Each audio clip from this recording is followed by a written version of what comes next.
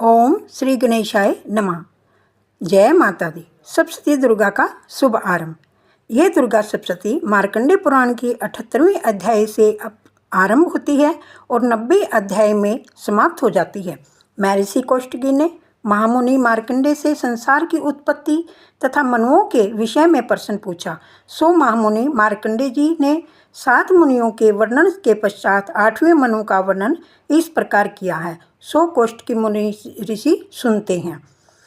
प्रथम अध्याय ध्यान। जिस समय क्षीर सागर पर से शेषनाग की सैया पर भगवान विष्णु के सो जाने के पश्चात मधुकैटभ का संहार करने के लिए कमल से उत्पन्न होने वाले ब्रह्मा जी ने जिनकी स्तुति की थी, उन्हीं महाकाली भगवती की वंदना करता हूँ, जो कि अपनी दशों दिशाओं में खड्ग चक्र गदा बाण धनुष और परिघ शूल भूषंडी मस्तक और शंख धारण किए हुए हैं, जिनके विशाल नेत्र हैं, जो अपने तमाम अंगों में आभूषण धारण किए हुए हैं, जिनके 10 मुख 10 पैर और जिनका तमाम अंग नीलमणि के समान चमकता है। जय माता दी। श्री मार्कंडेय जी ने कहा कि सार्वणिक नामक सूर्य देव के पुत्र 8वें मनु कहलाए हैं। मैं उनकी उत्पत्ति विस्तार पूर्वक सुनाता हूँ, सो अब तुम ध्यान दे के सुनो। वे रवि की छाया से उत्पन्न हुए महाभाग्यशाली सार्वणिक आदि ज्योति की कृपा से मनवंतरों का स्वामी जिस प्रकार हुआ, सो ध्यानपूर्वक मन लगाकर सुनो। पहले सर्वोच्च मनवंतर में चैत्र वंश में उत्पन्न सुरथ नामक राजा था, जिसका समस्त भूलोक पर राज्य था। वह प्रजा का अपने पुत्रों की भांति धर्मपूर्वक पालन करता था। राजा सुरथ की राजधानी कोला नगरी थी।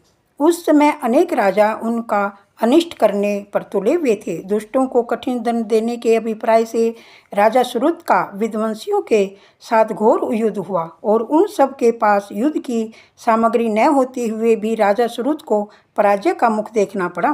तत्पश्चात राजा सुरथ लौटकर अपने नगर में आ गए और वे केवल अपने देश मात्र के ही स्वामी बनकर रह गए, परंतु वहाँ भी शत्रुओं के द्वारा घेर लिए गए। अब तो नगर में भी वे विवश हो गए, क्योंकि उनके ही दुष्ट मंत्रियों द्वारा दुर्बल राजा सुरथ का कोप सेना आदि धोखे से अपने अधिकार में कर लिए गए। जय माता दी। इस प्रकार स्वामित्व छिन जाने पर राजा सुरथ शिकार के बहाने से अकेले घोड़े पर सवार होकर सघन वन में जा पहुँचे। उसी वन में सर्वश्रेष्ठ श्री मेधा ऋषि का आश्रम अत्यंत शांत और रमणीक था। वहाँ अनेक प्रकार के पशु पक्षी हिरण और ऋषि कुमारों के वातावरण से वह बहुत सुहावना नजर आता था। राजा सुरथ के वहाँ पहुँचने पर मेधा ऋषि ने उनका बहुत आदर सत्कार किया। मुनि द्वारा सत्कार पाकर राजा सुरथ वहाँ कुछ दिन ठहरे। एक दिन राजा सुरथ को अपने देश और राज्य का मोह आ गया। सोचने लगे कि जो नगर मेरे पूर्वजों द्वारा पालित था, वह आज मुझसे रहित हो गया। मैं नहीं जानता था कि वे दुष्ट दुराचारी मेरे मंत्री आदि नौकरों मेरी प्रजा के साथ कैसा व्यवहार करते होंगे। ये भी नहीं मालूम कि सदैव मस्त और मतवाला हाथ रहने वाला मेरा हाथी, जो सूरवीर और प्रमुख था, आज शत्रुओं के वश में हो जाने पर कैसे रहता होगा। धन की प्राप्ति से जो लोग मेरे पीछे रहा करते थे, आज शत्रुओं के अधीन न जाने कैसे कष्ट पाते होंगे।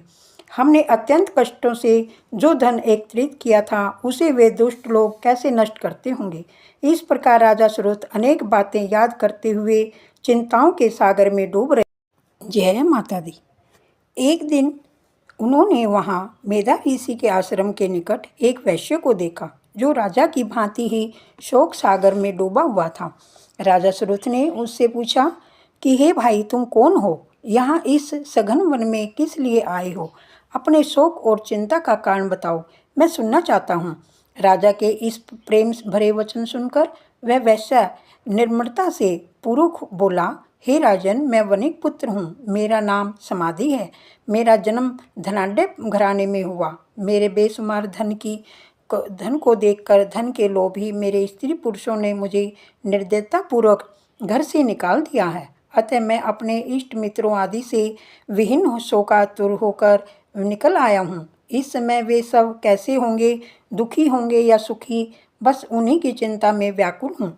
समाधि वैश्य की यह बात सुनकर राजा सुरथ बोले कि हे समाधि, जिन धन के लोभी पुत्रों ने तुम्हें घर से निकाल दिया, आश्चर्य है फिर भी तुम्हारे चित्त में उनके प्रति इतना स्नेह बंधन क्यों है। समाधि बोला, हे महाराज, आप सत्य कहते हैं, परंतु क्या करूं, 1000 प्रयत्न करने पर भी उनका ख्याल भुलाया नहीं जाता। जिन सज्जनों ने मेरे साथ कठोर व्यवहार किया, फिर भी मेरी आत्मा उनके लिए इतनी बेचैन है, ये मैं स्वयं नहीं समझता कि ऐसा क्यों हो रहा है। ऐसे दुष्ट और विरोधी गुण वाले उन दोषी बंधुओं की ओर मेरा मन क्यों खींचा जा रहा है।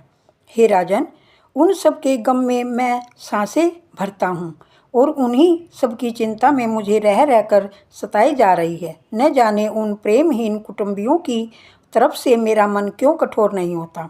श्री मार्कंडेय जी बोले कि इसके बाद राजा सुरुत और समाधि नामक वैश्य दोनों साथ साथ मेधा मुनि के सेवा में उपस्थित हुए। उनके साथ यथा योग्य न्यायकूल विनयपूर्वक बर्ताव करके बैठ गए। फिर मेधा मुनि को अपनी ओर आकर्षित करके राजा सुरुत ने कहा, हे भगवान, मैं आपसे एक बात पूछना चाहता हूँ, सो बताइए। इस समय मेरा चित्त अपने अधीन न होने के कारण वह बात मेरे मन को दुख देती है। जो राज्य मेरे हाथ से चला गया है, उसमें तथा उसके संपूर्ण अंगों में मेरी ममता बनी हुई है।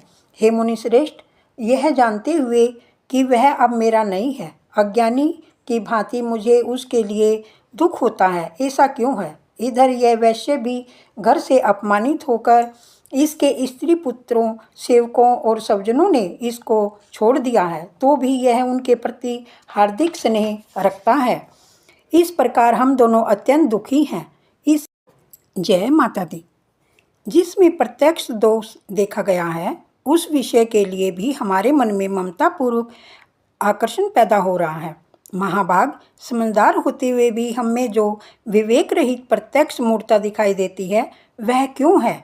ऋषि बोले, महाभाग, विषय मार्ग का ज्ञान सब जीवों को है, इसी प्रकार विषय भी सबके लिए अलग अलग हैं।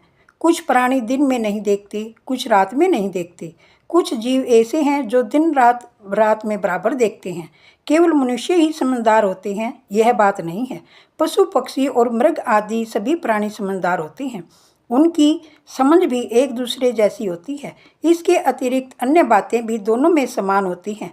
इन पक्षियों को देखो, ये स्वयं भूखे होने पर भी मोहवश बच्चों को चोंच में कितने चाव से अन्न के दाने डाल रहे हैं।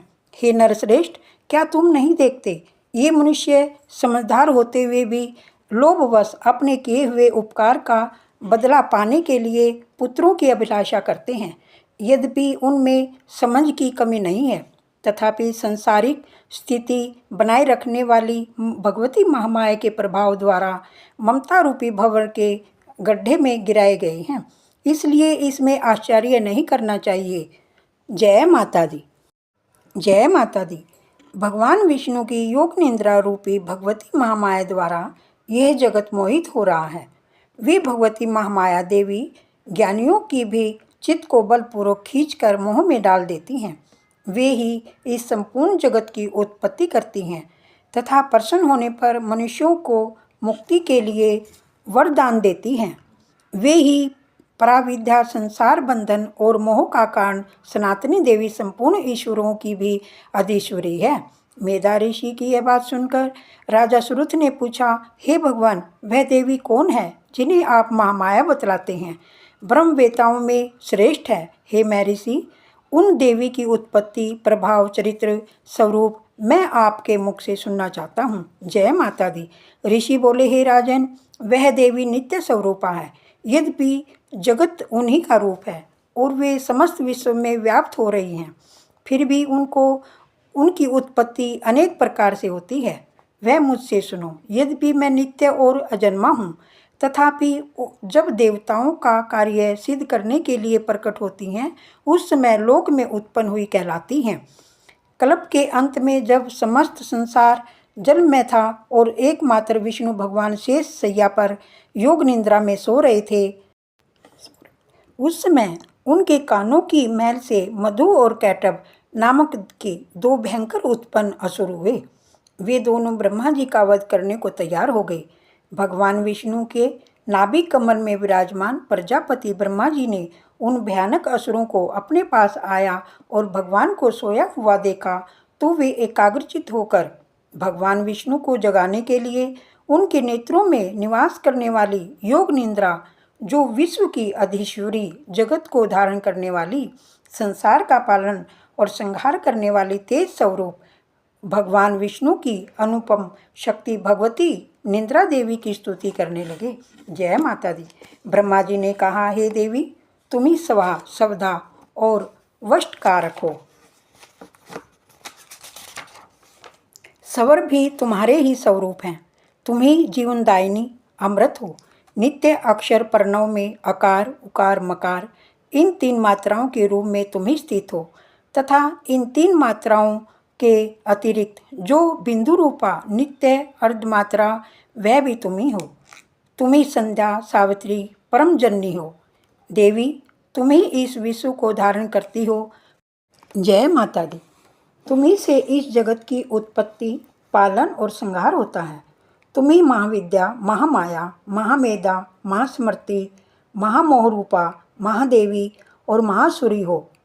त्रिगुण रूपा महाकालरात्रि, महारात्रि, मोहरात्रि। इस श्री ईश्वरी ही बुद्धि, लज्जा, पुष्टि, तुष्टि, शांति और अक्षमा तुम ही हो। खड्ग, शूल, गदा, चक्र, शंख, धनुष, बाण, भुषुंडी तथा पृग ये तुम्हारे अस्त्र हैं। संसार के जितने सुंदर पदार्थ हैं तुम उन सब से अधिक सुंदर हो।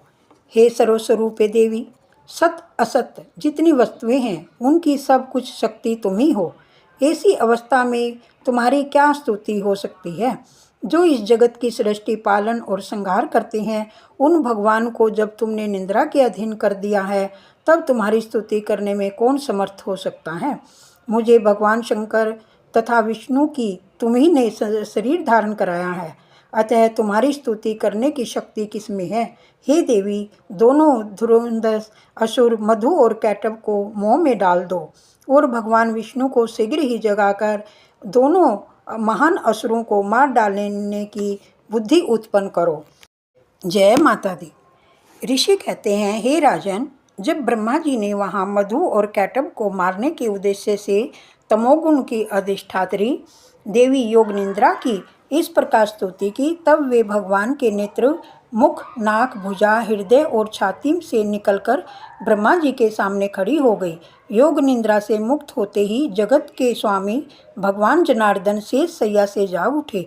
उठते ही प्रभु की दृष्टि मधु और कैटव पर गई, जो कि अत्यंत बलवान तथा पराक्रमी थे।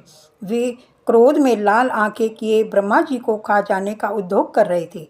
तब भगवान श्री हरि ने उठकर उन दोनों के साथ 5000 वर्ष तक केवल बाहु युद्ध किया। वे दोनों अत्यंत बल के कारण उन्मत्त हो रहे थे, मगर महामाया ने उन्हें मोह में डाल दिया। इस कारण विष्णु भगवान कहने लगे, तुम्हारी वीरता से हम संतुष्ट हैं, इसलिए तुम हम लोगों से कोई वरदान मांगो। यह सुनकर भगवान बोले, यदि तुम दोनों मुझ पर प्रसन्न हो तब अब मेरे हाथों से मारे जाओ। बस इतना ही मैंने वरदान मांगा है। जय माता दी। मेधा ऋषि कहते हैं, इस प्रकार ठगे जाने पर उन्होंने चारों तरफ जल ही जल देखकर भगवान से कहा, जहाँ पृथ्वी जल में डूबी न हो, जहाँ सूखा स्थान हो, वहीं हमें मार सकते हो। इतना सुनते ही तथास्तु कहकर शंख, चक्र और गदा धारण करने वाले भगवान ने इन दोनों के मस्तक अपनी जंघा पर रखकर चक्र से काट दिया। इस प्रकार ये महामाया देवी ब्रह्मा जी द्वारा स्तुति किए जाने पर स्वयं प्रकट हुई थी। अब मैं पुनः उनके प्रभाव का वर्णन करता हूँ, ध्यानपूर्वक सुनो। जय माता दी। इति मार्कंडेय जी पुराण में सार्वणिक मनवंतर की कथा के अंतर्गत देवी महात्म्य में मधु कैटव वध नामक पहला अध्याय संपूर्ण हुआ। बोल जय माता दी। ओम जयंती मंगला काली भद्रकाली कपालिनी दुर्गा क्षमा शिवा धात्री सवा सवदा नमस्ते तु नमस्ते तु नमस्ते तु।